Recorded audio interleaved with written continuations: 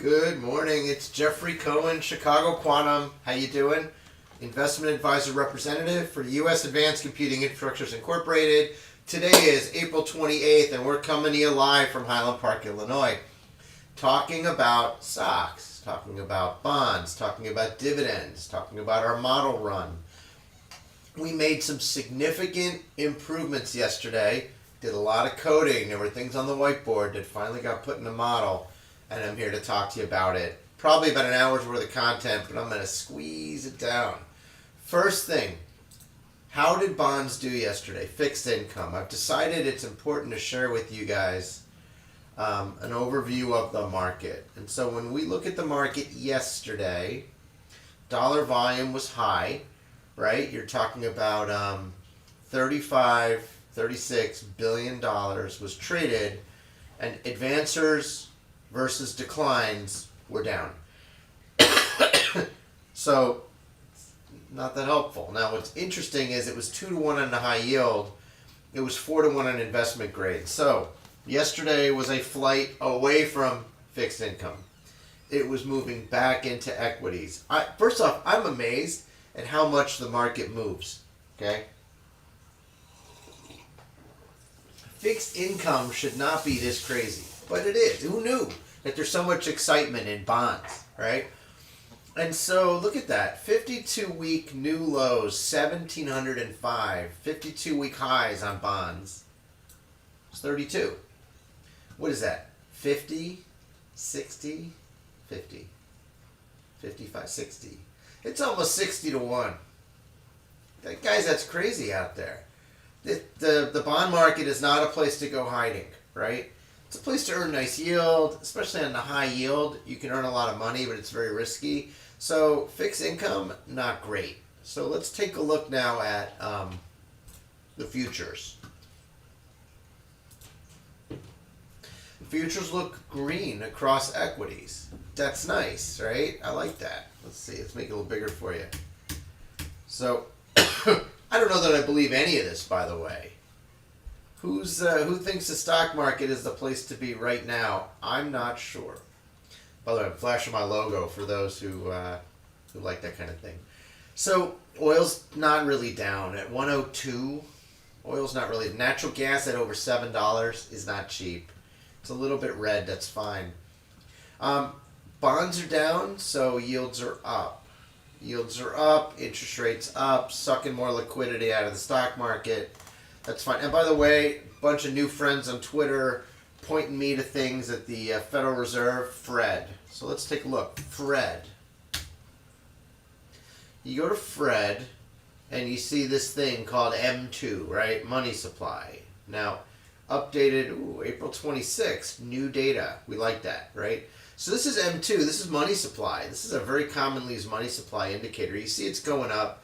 We've been pumping money into our economy for a really long time, but you can see that the last read, updated April 20, well, it's April 4th data, it's still going up, right? We're still making more money.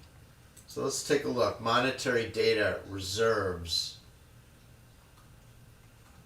liabilities and capital, other factors, such as the Treasury General Account. This is pulling some liquidity out, which is nice. Nice to see that, right? So finally, something the Fed's doing. If we were to look at the balance sheet at the Fed, you'd see the same kind of thing. Balance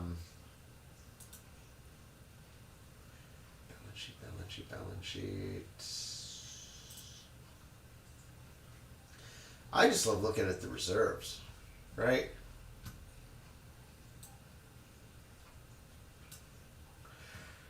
They came down all the talk with the Fed, but then they came back up again. So we're not really seeing tightening.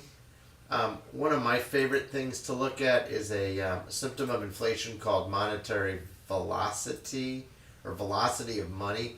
This is something I learned about at University of Chicago about 40 years ago. A long time ago. 30 years ago. We have a very low velocity of money. So think of Main Street. Think of you take in a loan, you take the money, you put it in the bank. The bank then lends it out again. Oh, great. That person who borrowed it puts it in the bank. Use it, feels confident, security, collateral. Bank lends it out again. Bank lends it out again. Bank lends it out again. Next thing you know, there's 5 turns on the money, right? Now, you don't lend all of it. You use some of it. That's why you borrowed the money, right? But if you look back, high-end velocity of money is 2.2. We're running 1.1. So velocity of money's down. So they haven't really fixed the inflation issue. There's still a lot of money. There's still a lot of reserves. I just handled it real light. So if we take a look at the futures in the market here, nice and simple, we see the futures are up about 1%. That's very exciting. Oil's down just a smidge.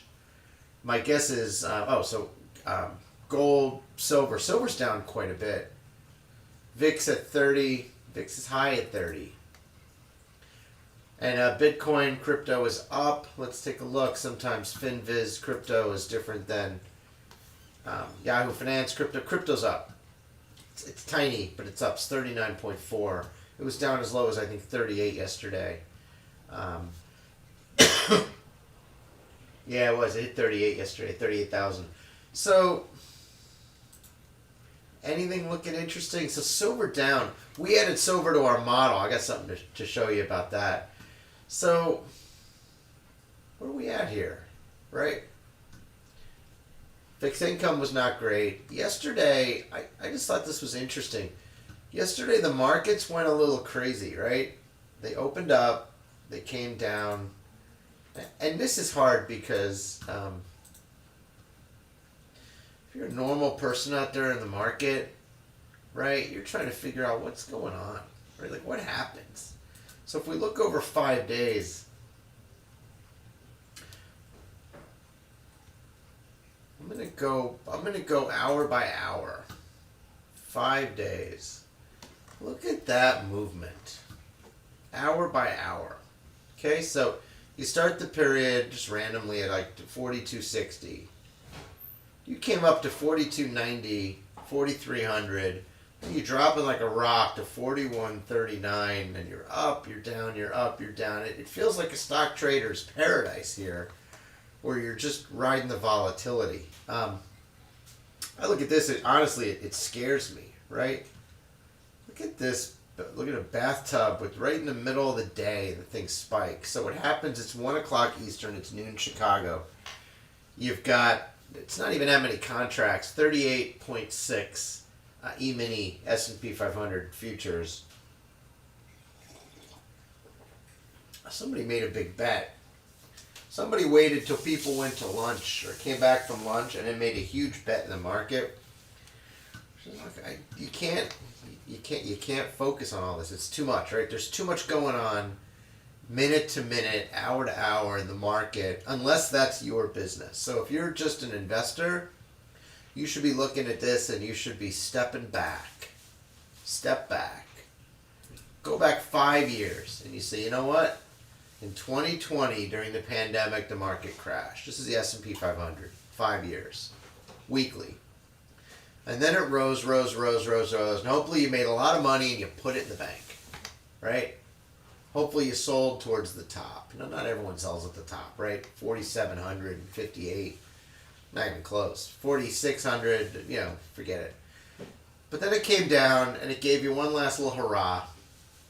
And then it came down again. And what you should be thinking is, there's not necessarily a market turn. We're not in a bear market, not by any means. Right? You should be looking at a 40% correction. So if you were at 2,500 and you went almost to 5,000, you should be coming down to like 3,500 to really think of this as a big correction. Right? Give back 40, 50% of the gains. Even 30. We've given back just a touch here, right? We're just like, it's a burp. Looks a little bit like 2018, right? So if you pulled your money out in 2018, you missed this whole run-up, right? If you pulled your money out during the pandemic, you missed the run-up. So if you bought and hold the S&P 500, you did fine. So I'm looking at this though, and I'm thinking you've lost like a year. So if you really needed the money, it's been pretty flat since June of last year. So it's fine. That's volatility, right? Our model reduces volatility. I call it smart volatility because you Still get your exposure to the S&P 500, but less volatility. And what we're looking for here, really, if I zoom in now, is you're looking for lower lows. Higher highs or lower lows. And so here, it looks like 1, 2, what I'd call high, like lower highs, but it's not a confirmation for me. And if you look at lower lows, here's a low, here's a low, here's a low. Okay, now 1 lower low, 2 lower lows. That's not helpful. So we need to see if there's a 3rd lower low. Let's see if we break down to 4,000 on the S&P 500. Then we're talking correction. But because I don't know, I'm not putting more money back to work. So I promised you I would talk about our model and what we learned. But at this point, I feel like all I've done is told you, be careful in the market out there.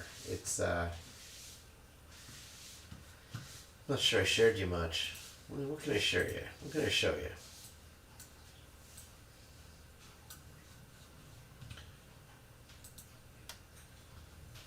Here we go. Those are always fun things to share. So Jeffrey, you ran the model yesterday. What'd you find? What'd you do? What'd you do, Jeffrey? Where are you at? Well, the first thing is the S&P 500 variance keeps creeping up. It's 9.73 times 10 to the negative 5th. Your returns. So the S&P 500, this is excluding dividends, return 1.26. There was 1.3% dividends. So the S&P 500 delivered 2.5% last year. Oh, 2.5%. That's terrific, Jeff. You know, I can earn almost 1% in the bank. The IWM doesn't really pay much of a dividend. It's down 17.5% from the average of last year, or just the actual, it's down 17.5%. And the QQQ, although yesterday felt like a good day, right? Microsoft went up. I remember reading somebody out there that I like to follow on Twitter, oh, Microsoft is carrying the market on its back. And I said, no, you know, it's the other way. Microsoft is a major component. I don't know if you guys know this. So our model uses flat, equal market capitalization holdings. So when we tell you that there's 9 stocks, I'm going to flash those 9 stocks to you. This is crazy, Jeff. Why are you giving away your answers? Why are you showing us all the secret sauce? Well, it's because I want paying customers. Let's be honest. And without paying customers, I'm just talking to YouTube, and that's not very helpful. So I sure would like somebody to say, Jeff, I want you to run this for me. I want to optimize your run. I want to show you stuff. Let's go. So 9 stocks, right? So we track these stocks. They're very similar to what was chosen earlier this week.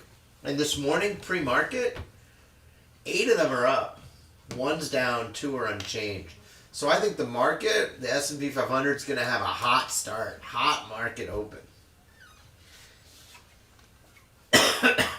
So if you held these stocks, you would hold them equally, $1,000 in each. 9 stocks, 9,000 invested. You got 100 grand, you put 11,000 in each. You ride it for 20 trading days. Now you should watch, because if the S&P 500 isn't in an upward trajectory and it's moving, then this becomes a way, like a leveraged low risk bet. That's a better risk than just the S&P 500 or leverage on the S&P 500. See, the reason this is better is it's 5 times better risk reward trade-off of the S&P 500. We're able to reduce the volatility of the daily closing price of an equally weighted portfolio of these 5 stocks. Wow, that's a mouthful, Jeff. Yes, it is. And if you understand, if you're an institutional investor, and you understand why it's good to reduce volatility of your holdings, because when those widows and orphans need their money, when your client wants their money back, when you wake up in the middle of the night looking at your money, or you look at it on a quarterly statement, you don't want drawdowns. You don't want money to go down. You don't want your stocks to go down. So you hold these 9, and for right now, you're reducing your risk and you're gaining exposure to the S&P 500. This is great, okay? So what else did we... So it's up. It's up this morning. Yay. Market's going to go up.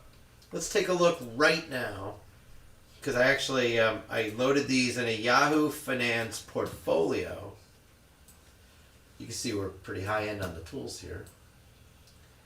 And I also have the S&P 500, and it looks like Zim might have dropped out, but Zim was in yesterday. So let's just stick with what we have. Pre-market, holy mackerel. They're all up. And they're all up 1% to 5%.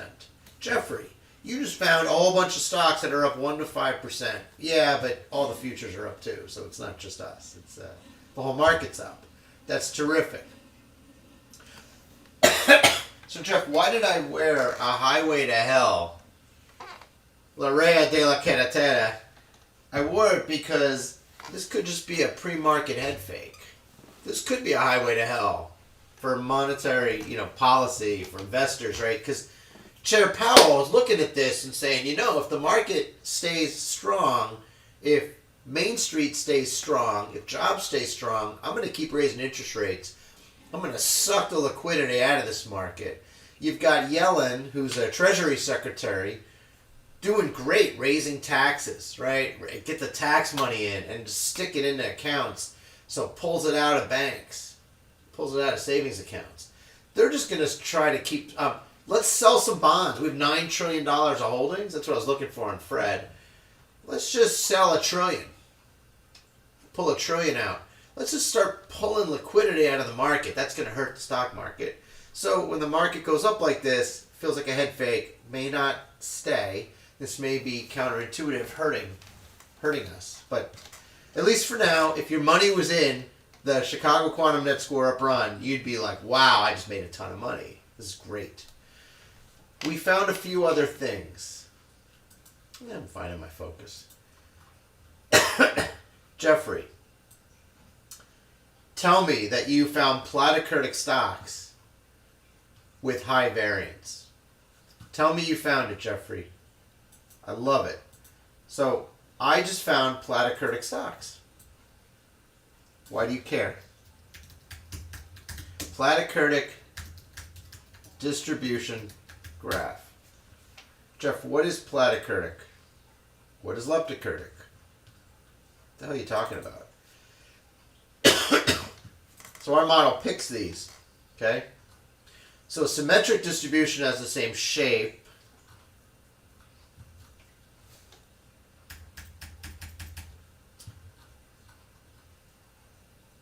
A platykurtic distribution is like a table, nice and flat. It means if the mean return of the market, let's say, is 0.25% a day, or 0.01% a day, or whatever, some percent a day, platykurtic stock is like a box of chocolates. You don't know what you're going to get. Forrest Gump. Market going to go up, market going to go down, your stocks up, down, who knows? It's a wide distribution. It's almost like a random distribution of means. But they come together. Leptokurtic is very tight distribution. So we find stocks, 5 of them, that are platykurtic over the past year. Wow. I could find stocks that it's just like a dog's breakfast, right? I'm going to get lots of variability and lots of variability even around its mean. Nice wide distribution. That's good for options trading, by the way. It's a lot of volatility there. I also find 5 stocks that are leptokurtic with low variance. So now I find tight stocks that don't really move much outside of a tight range. So I tuned it. Our model does both. It's pretty cool. By the way, for the mathy people out there and the sciencey people out there, I want to show you something. It's actually really cool.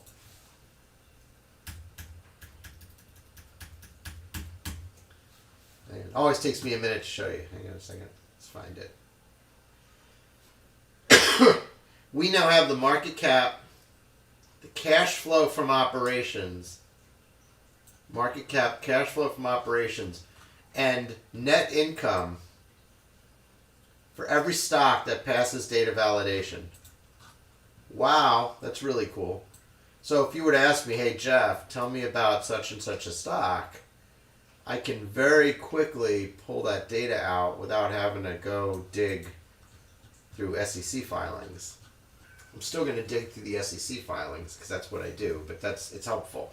So, at the end of our run, so here's how we do this. So for those who like data science, you can't always rely on your best favorite solver. So what do you mean by that? By the way, it's 8:30. Market's up. Let's take a quick look before I tell you about all that fun stuff. By the way, I love that fun stuff. That's what I do for a living. Data. Oh, baby. So we own 3 stocks in our personal portfolio.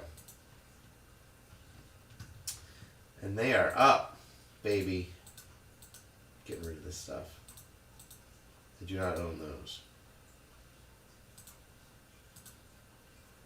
No, 3 stocks. Those 3 stocks are up $1,650 today. Yeah, only down 40% drawdown. By the way, that hurts. I get like this pain in my chest. Like my left arm gets stiff and I think, oh, I lost all this money. I just bought a car. I wanted to buy a car and name it Corbis. Instead, I bought a car and I named it Bank Account because I had to take the money out of the bank account. Just to share with you, why would you hold this shit? It's terrible stocks, down 40%. Because the price to book value of SMLP, Summit Midstream Limited Partners, by the way, they operate pipelines, 17%. Their price to book is 0.17. You're getting like $100 of assets for $17. I like that. Corbis trades at 64% of book value. So, you know, you're getting it on sale, 36% on sale. Doesn't mean it can't go to 0, by the way. But I'll take that discount. Plus, I love their pipeline.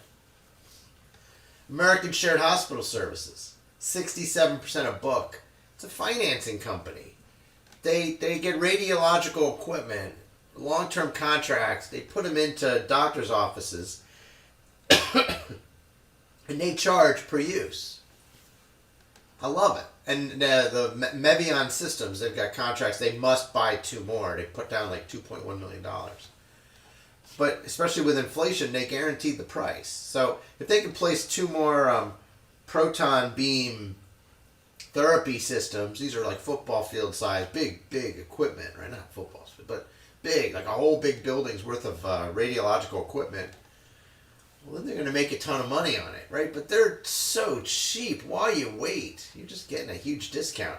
This thing's going to go up to book value. It does. It always does. It likes to go up.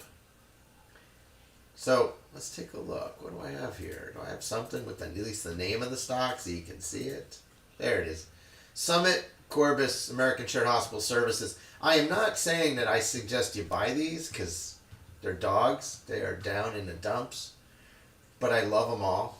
I'm in. I've got $86,548 invested. Hey, I'm up $1,600 today. That's nice. But what's more important is look at the market. S&P 500 is up 1.1%. Dow's up a little. Nasdaq's up 1.6%. Now the Russell's down. So we talked about the Russell, didn't we? Jeffrey, didn't we talk about the Russell? Yeah, we did. What's going on with Main Street? I'm not going to get political on you, but something's going on with Main Street. Small caps, right? So no one likes small caps when they're not sure where the market's going because you might not get your money back, but small caps are down 17.5% this year. Whew, that hurts. That's like my portfolio, right? 17.5%. And so what's going on? Why is that happening, right? And so the Russell is down again today. In an up market, no one wants to be in the small caps. They're rushing to the large caps. So I'm going to guess. Let me guess for a minute. It's Facebook. Facebook went up. Earnings.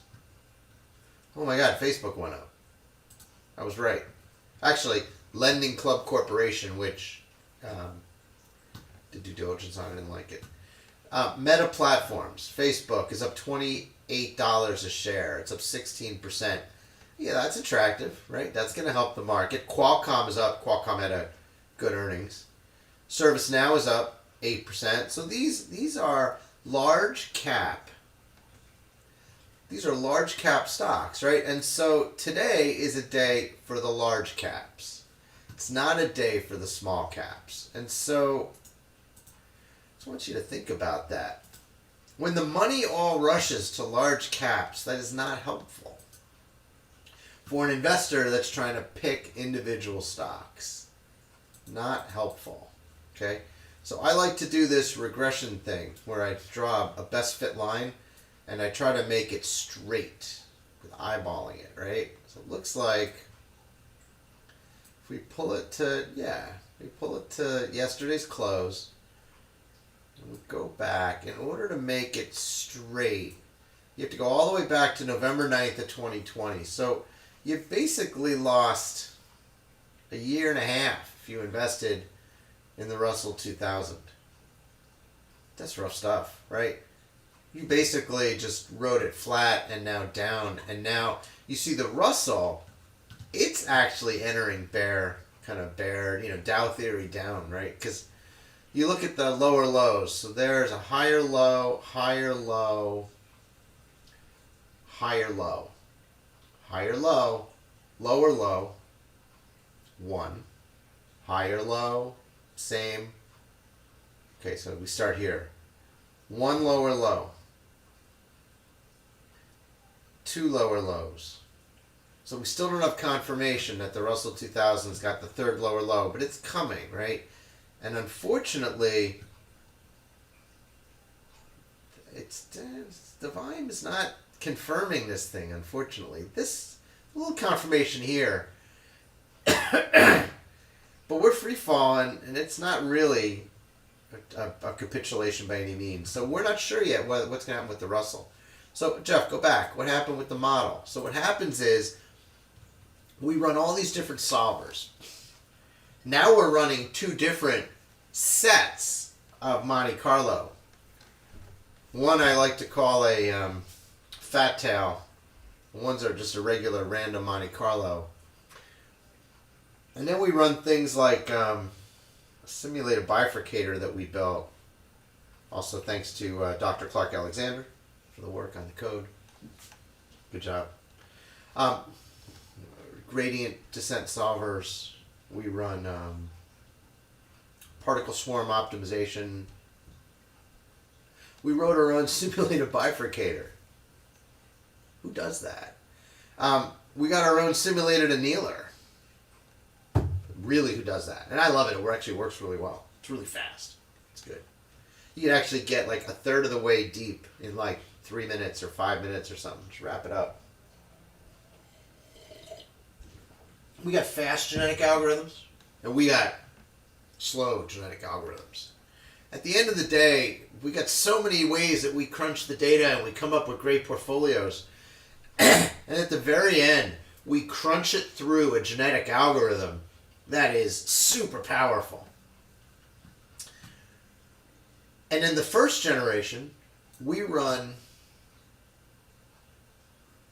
100,000 random shots plus 654 unique portfolios. And then we crunch them through a genetic algorithm.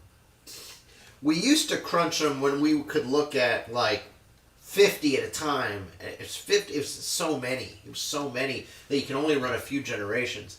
So now we're running a lot of generations. We're running it a little less intense, right? But a lot of generations. And you see this number, 53. 00053. So our model centers at 0. And the S&P 500 centers at 00001 or 0001. 1 times 10 to the negative fourth.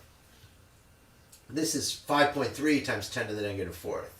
So you're at 5.3 times the edge of the S&P 500 risk-return ratio. So you run through it, and all these generations happen.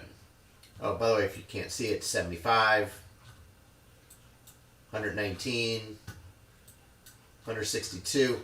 We made it all the way to 200 generations and we got the same answer. These are the same stocks.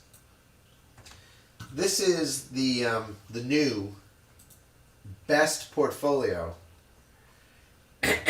for efficient portfolios. And it's an equilibrium because we ran it deep. Now what we used to do is we would do a reverse simulated annealer on this last run to see if it found anything better. Because a simulated annealer is great, but when you reverse it, when you go from... So normally what you do is you go from cold to hot. No, I'm sorry. Hot to cold. So hot, it jumps around a lot to cold. So you get a lot of randomness at first. This is your physics, right? I got a lot of portfolios, and maybe I'm willing to jump and I'm picking a different portfolio. What the hell, right? I'm on this part of the mountain, that part of the mountain, that part of the mountain. I'm looking all over for deep valleys. And then as it gets colder and colder and colder, I'm settling in. I'm going deeper and deeper and deeper into this mountain valley. Okay? If you know your quantum, I'm looking for energy levels, right? Low levels, right? And I'm looking all across, and I find that what looks like a deep, and I come right to the deep valley. When you reverse your simulated annealer, you start in a valley and you're like, am I in the best part of this valley? And then you start to look up and you say, are there any better valleys? Are there any better valleys? And the higher you go, you look around.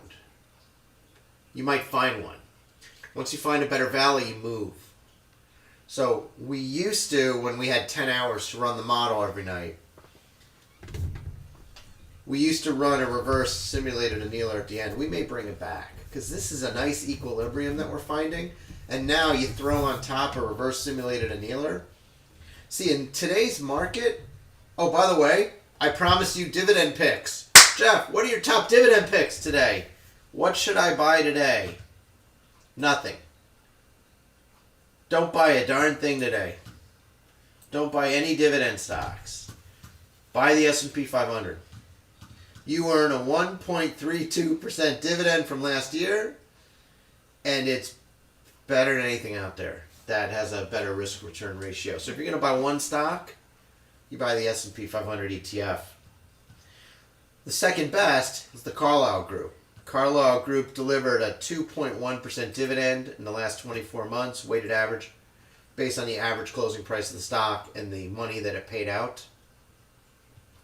So Carlyle Group, and then Ameriprise Financial, and then Blackstone. So basically, buy the money managers. T. Rowe Price had a 4.1% dividend yield last year. So there you go. Dividend stocks, Carlyle Group, Ameriprise, Blackstone, T. Rowe Price Group. But since the market's forward-looking, do you really want to be in money manager stocks if you're possibly looking at a market top? You're taking a pretty big risk. So those are our 4 dividend stocks. Last thing we found. God, is this cool.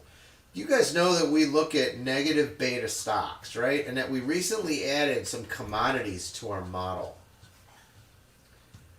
Well, here's what we found. This is the coolest thing ever. If you listen long enough and you're still here after 33 minutes, then you deserve this tidbit of insight. And I want to thank 2 friends. I want to thank somebody on Twitter who just wrote a really great article that I just followed. Wow, are you cool? So I don't know that FinTwit and cool go together, but wow, whoever this person is that I'm now friends with is like the coolest person ever because they pointed me in the right direction, right? You can trade ETFs that trade the VIX. I didn't know that. I'm sitting here thinking, how do you trade a risk metric, right? So that was one. And the other is a friend of mine, Ramesh Lex. Hey Ramesh, hats off to you. You are a good friend. You're awesome. He said, Jeff, you always got to have some VIX exposure. That's your tail hedge. I'm a tail hedger. By the way, where'd you go? I'm a tail hedger on Twitter. Last thing you posted was how you were going to make money buying Russian equities as Russia's invading Ukraine. And I remember posting two things. One of them is, don't do it because it's Russia and they're invading Ukraine and it's not helpful. But she's not an American, so I get it. The other thing I said is, Russia's a communist dictatorship. They're just going to stop you getting your money out. You're going to need that money, and it's not going to be there because it's stocks. It's a dictatorship. It's communist. They don't care about the stock market. You're going to lose all your money. Well, guess what?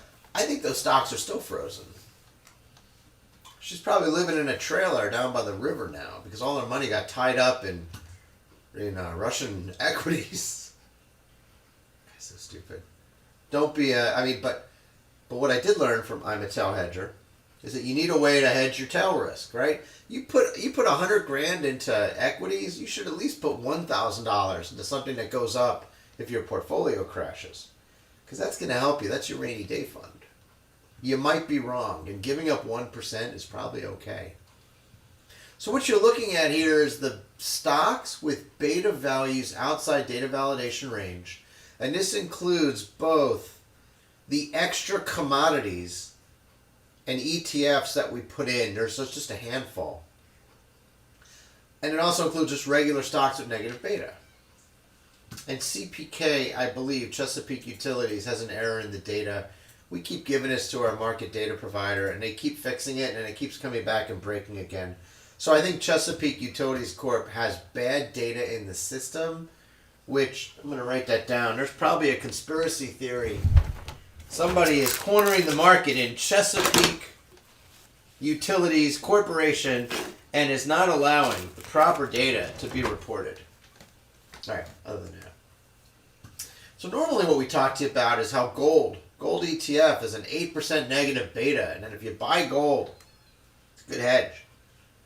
Better than that, if you buy the dollar, if you love the dollar. By the way, I got dollars in my wallet, right? But if you buy the dollar, it's a 12% negative hedge. 12% negative beta. And then there's certain stocks. There's a meme stock called Forge Global Holdings. We looked at it. Totally meme. Totally volatility through the roof. Crazy. Crazy talk. That's got a 33.33 negative beta. But I think that's a manufactured negative beta. We added silver. And what's interesting is silver only has a 0.1 positive beta. So silver operates very much independently of the market, but there are uses of silver in industrial uses of silver. So you get a really nice independent play, but there's a tiny bit of positive there. Same thing with your gold miners. Your gold miners are not negative anymore. Your gold miners are positive because gold miners are companies that borrow money. And when the market crashes, harder to borrow money. Oh, look at me. I got some positive beta. Yamana Gold, 0.1. Barrick Gold, 0.04. Agnico Eagle Mines, 0.9. We used to see Newmont Mining, -10. Newmont Mining is -6% now. Negative beta. But what we found was UVXY and VIXY. These are short-term future ETFs. They invest not in the VIX, but they invest in futures contracts. Usually it would be like 2 months in advance or at most 3 months in advance when you look at the holdings. And those things have negative beta of like 424% or 626% over the past year. Daily close against the Spider Index, SPY. That is a healthy dose of negative beta. So, and why don't people just come out and help me with these things? I've been investing a long time. People have been telling me, oh yeah, I trade volatility, and I never really understood it. I figured smart volatility. Use an economic model. Use deep solvers. And find stock market portfolios that give you an edge. But look at this. You could just say, you know what? I'm going to make a contrarian play. I'm going to be in the S&P 500, and then I'm going to buy VIX. right? And I'm a tail hedger. I'm gonna buy VIX, and I'm gonna have 424% negative beta or 626% negative beta. Now you could lose all your money if you buy a lot of this, but it's a sweet little hedge. It's nice. So we found that. Yay. Good for us. Thank you. And so we've added these commodities into our market. And so the thing that I also just want to show you, and there's a lot of very, very low beta stocks, and that's all well and good if you want to be in that market. By the way, I got to figure out how to use some of this stuff. I've got all this data. By the way, when we get all nines, something I learned as an IT consultant, all nines means that there's bad data or no data. So, and we have error correction. So for LOCL, our market data services provider doesn't have any data for net income, cash flow from ops, long-term debt, or market cap.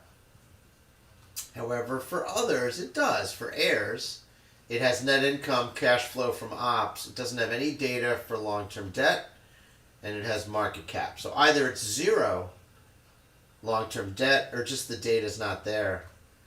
And here you see a stock with net income, DTC, but negative cash flow from ops. It has long-term debt and has a market cap. So we're going to figure out how to pick stocks that have both net income and cash flow from ops. And my guess is we're going to be down from 2,300 stocks.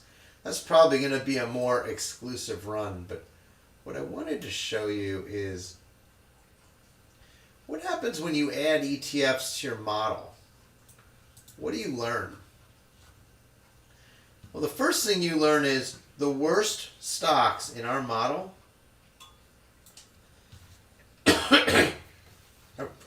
they're not household names, right? One of them is BTU, which is Peabody Energy.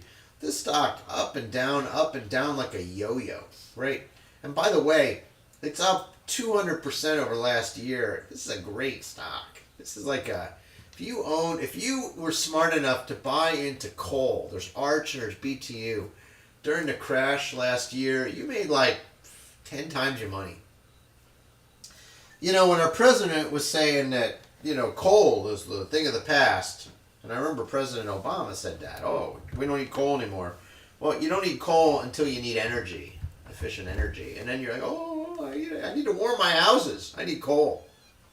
Well, then you need BTU and you need Arch, right? That was a contrarian political play. There's a Bitcoin miner. There's Tile Shop Holdings. Crazy stock. But this one, it's not even up. It's just volatile. It's crap for no reason. Volatile for no reason. When you go to the top, you see that there's Lattice and there's NVIDIA, right? These stocks are extremely high beta, high risk, but the risk outweighs the daily closing price variance. And then all of a sudden you see QQQ is your third stock, and the S&P 500 is your fourth stock, and the Carlyle Group is your fifth stock.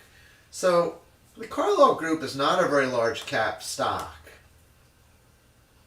Carlyle Group is so interesting. It almost feels like it's managed, right? Like someone's buying when it goes down, they sell when it goes up. In a 4% market return, it's got an 8.34% expected market return. It's trading at a 20% discount over last year, and it is exceptionally low volatility. So the Carlyle Group looks very interesting to me as I look at the stocks. And then you got IWM, or you got the Russell. So the reason I bring this up is, if you've got $100 to invest, and you're investing, let's say for your kid's college education, or you're a young person and you're investing for your own future, take $100, put it in the QQQ. Take $100 and put it in the Spider. Take $100 and put it in IWM. Try the market. These are your best individual stocks to buy. If you're fancy, if you're institutional, if you can manage 9 stocks,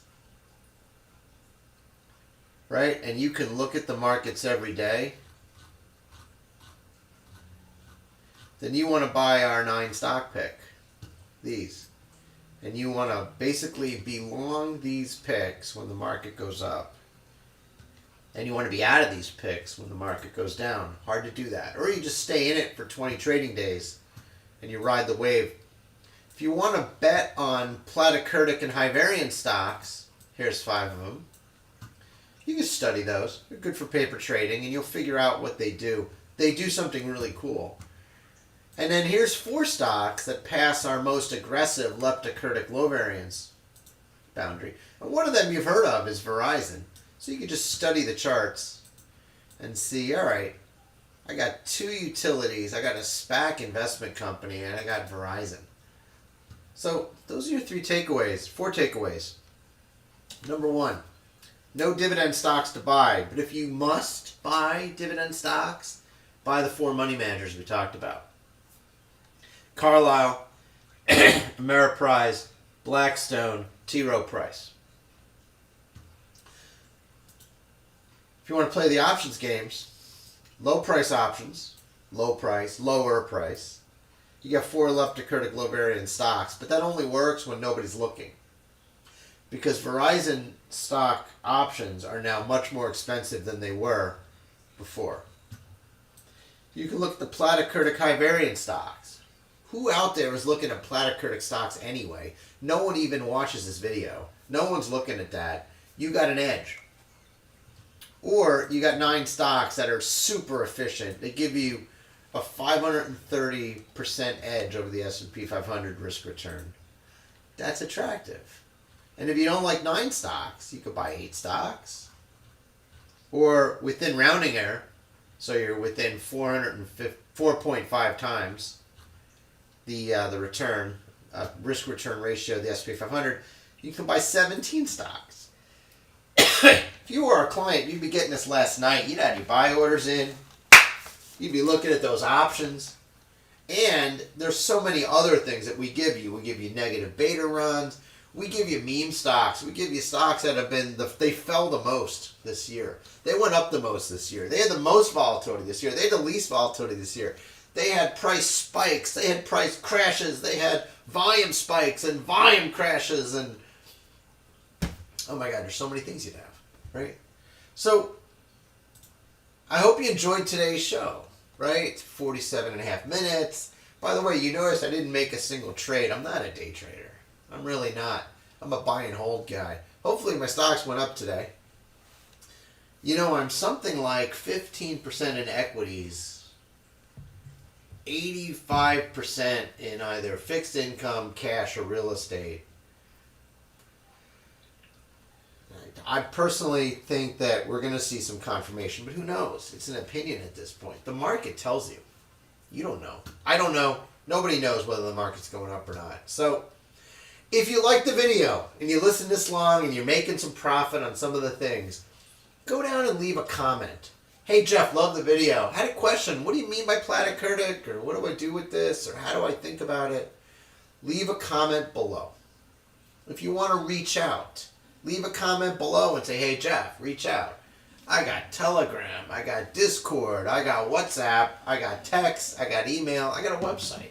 You can sign up on the website for newsletters. Also, there's a red button, subscribe. Please hit the subscribe button. Really helps me. Lets me know that you care. If we hit 1,000 subscribers, you guys will be buying me my coffee every morning. Or at least once a month, right? It's not even expensive coffee. It's 25 cents a pod. I get it at Jewel.